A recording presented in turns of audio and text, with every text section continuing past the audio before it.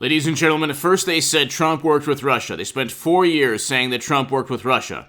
Okay? Nothing could be further from the truth. They found no collusion at all. Nobody was indicted or charged for working alongside a Russian intelligence official. Yet they speculated endlessly. And this is the difference between media today and the way journalists worked years back. Speculation only goes one way.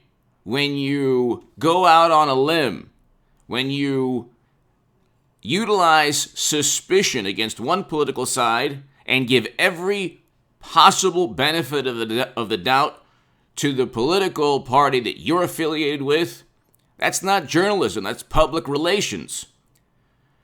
So the mere notion that Trump would investigate or would want to investigate our beloved President Joe Biden before he even ran for president was grounds for impeachment. Think about that for a second. President Zelensky stated there was no, that Trump did not strong arm or pressure him, but they still impeached Trump on the notion that he tried to withhold assistance to get this investigation. There was no direct evidence of that. 538 has an article admitting that there was no direct evidence. And if there's no direct evidence, it's viewed as a baseless claim by journalists. But it's only a baseless claim when Trump makes a statement that doesn't have absolute categorical proof. But he was supposed to work with, he was supposed to have worked with Russia. He was supposed to have had improper contacts that would result in criminal indictments. Instead, what they did is they charged people for lying to Congress or to Peter Strzok and other agents who, by the way, were then kicked out of the Bureau themselves.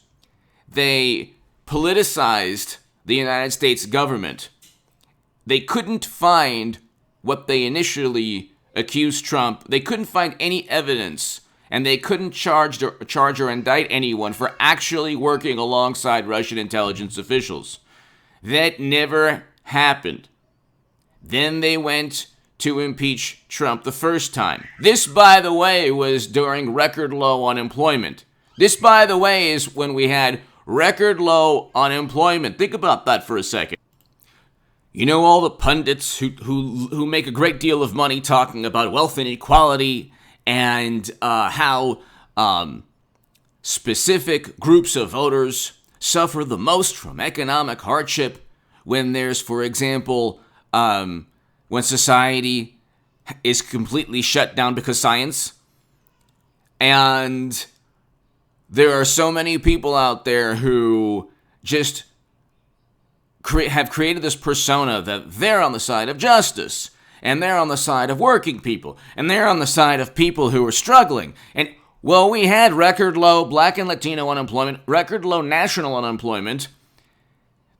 It was one of the rare times when the stock market was up and there was record low unemployment. And the Dallas Federal Reserve said that the tax cuts had a lot to do with it, or at least contributed to an economic resurgence.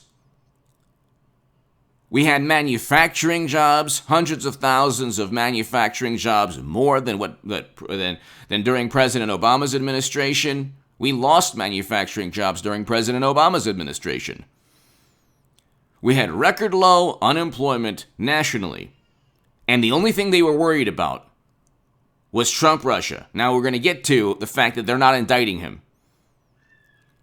So that is huge news, an amazing legal victory. They're not indicting Trump directly. Hit subscribe to this channel right now. This is according to Politico and according to Business Insider. We'll get to that in a second. Hit subscribe to this channel. We're over 182,000 subscribers. And it's because of you. I am so happy. We're on our way to 200,000 subs. And hit subscribe to H.A. Goodman's other channel below. The link will be below in the pinned comment to my new Patreons. Thank you. If you want to support my voice long term, ladies and gentlemen, my Patreon is below. Word of mouth is the best thing you could do for this channel. If you know anyone that would enjoy my voice or my viewpoints, tell them about this YouTube channel. And if you want to read my writing in The Hill, The Huffington Post, Salon, The Jerusalem Post, The Federalist, The Times of Israel, just go to hagoodman.com. You can also see my debates there. And you can also, if you want to support my voice long term, if you really enjoy my work, my Patreon is there as well. But ladies and gentlemen, I'll read you this. So I had to give you this background. But Trump lawyer, Manhattan DA won't charge former president. Cy Vance's team plans to bring narrowly focused charges in its probe of the Trump organization. They're obviously going after Trump. This has nothing to do with the rule of law. When people say, oh, he has to be held accountable for what? They don't even know what he's being held accountable for. They talk about things like massive corruption, criminality. They can't even indict him. How do you not indict somebody? How do you not charge somebody who is accused of rampant criminality for 4 years, who's accused first of working with Russia, then he's impeached for the notion that he wanted to investigate Joe Biden for actually being on tape saying that he was proud he forced out a prosecutor in another country, and then we find out that his son has emails linked directly to the ousting of that prosecutor that nobody wanted to touch with, and the Twitter account was suspended of the New York Post simply because the emails were so incriminating. Of course, Democrats said, well, they went back to Russia. That's like their little blankie, their little, something they hold when times are tough. They blamed Russia. That was a baseless claim. They lied through their teeth there. Biden lied through his teeth about not knowing his son's business associates, who, by the way, wanted to gain influence within the United States government. It's in those emails. How can you use your influence on behalf of the company? It's one of the emails, so it's pretty obvious. And they don't go after. There's 500 conflicts of interest in the Clinton Foundation within their own campaign emails. Within one of the organization's officials actually wrote that email. That New York doesn't look into that. But if it was Trump, imagine if Trump had those emails. It could have been hacked by Putin himself. They would still go after Trump based on emails that were obtained through any means. But see, the thing is, they don't have anything. That's the point. They have nothing on Trump. And so they're probably going to indict or charge Alan Weisselberg. And it'll be narrow in scope. Manhattan District Attorney Cy Vance has indicated he does not currently plan to charge the Trump organization with crimes related to allegations of hush money payments and real estate value manipulations, according to a personal lawyer for Donald Trump. Ronald Fischetti, a New York attorney who represents the former president, said on Monday that in a meeting last week he asked Vance team for details on charges they were considering. According to Fischetti, members of Vance's team said they were considering bringing charges against the Trump organization and its individual employees related to alleged failures to pay taxes on corporate benefits and perks. Corporate benefits and perks? You could do that with any major corporation in this country. They have nothing on Trump.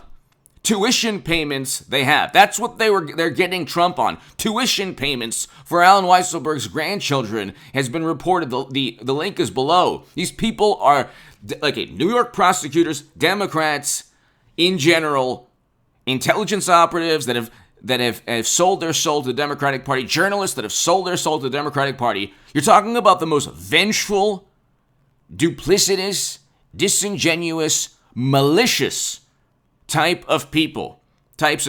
You're talking about an apparatus that will stop at nothing, will ruin anyone's life as long as it gets a tiny victory, a public relations victory. You saw the mentality with Sam Cedar and Steven Crowder. Cedar wasn't even scheduled to debate Crowder. It was Ethan of H3. The left, in its twisted logic, okay, these are the same liberal Democrats who cheer. It's Mueller time, yay! They found nothing, but they ruined a whole lot of people's lives. The same liberal Democrats said, oh wow, it's cold feet Crowder. It was cold feet Ethan. And nobody on the planet is intimidated by the massive intellect of Mr. Cedar. I would love to debate him on a variety of topics. Give me your thoughts below. Hit subscribe right now. They have nothing on Trump. We can debate Mr. Cedar. Your view of Trump's rampant criminality and why they didn't indict him directly, even though they've had his tax return since February 25th, and why they didn't find anything to do with Russian collusion in his tax returns, and why, for years and years and years, the public relations apparatus monstrosity, first leveled against Bernie Sanders, by the way, but, the left doesn't care, has now been leveled against President Trump. Give me your